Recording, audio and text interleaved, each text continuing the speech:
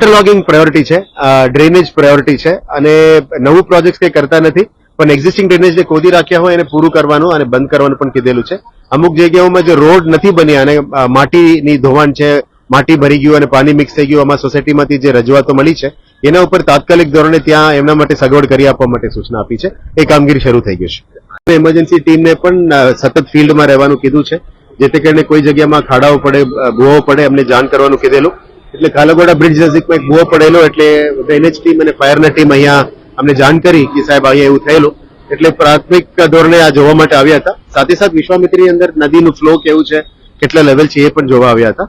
અત્યારે હાલ 10.5 છે, એટલે 37 સુધી જાય તો જ બ્રિજની ઓવરફ્લો થાય છે. હાલ સિટીની અંદર જે વરસાદ પડી રહ્યા છે એ જ પાણી બહાર નીકળી રહ્યા છે.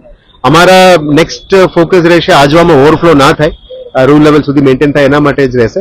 અને જે પીવાનું પાણીનું સમસ્યા હતું ઈસ્ટ અને સાઉથમાં થોડું હતું જ, એનું પણ વધારે રા વોટર અને લઈને અમે ટ્રીટ કરીને ત્યારના ઝોનમાં કેવું પૂરું પાડી શકાય, એટલે આજવામાં પાણી વધે તો પીવાનું પાણીનું સમસ્યા અમે હલ કરી શકીએ.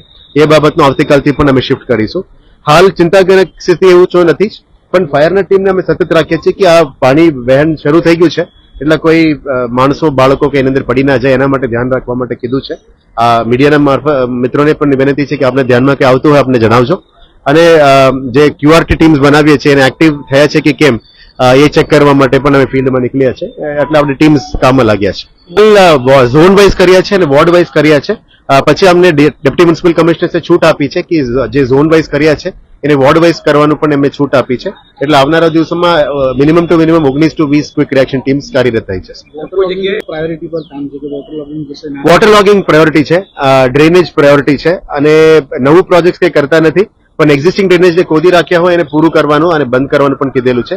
અમુક જગ્યાઓમાં જે રોડ નથી બન્યા અને માટીની ધોવાણ છે, માટી ભરી ગયું અને પાણી મિક્સ થઈ ગયું, આમાં સોસાયટીમાંથી જે રજૂઆતો મળી છે એના ઉપર તાત્કાલિક ધોરણે ત્યાં એમના માટે સગવડ કરી આપવા માટે સૂચના આપી છે. એ કામગીરી શરૂ થઈ ગઈ છે. આજવાનું જે લેવલ મેન્ટેન કરવાનું હોય છે તો લેવલ મેન્ટેન જે રીતે સતત ઉપરવાસના વરસાદના કારણે લેવલ મેન્ટેન કરવાનું છે તો પાણી છોડાઈ શકે છે ખરું?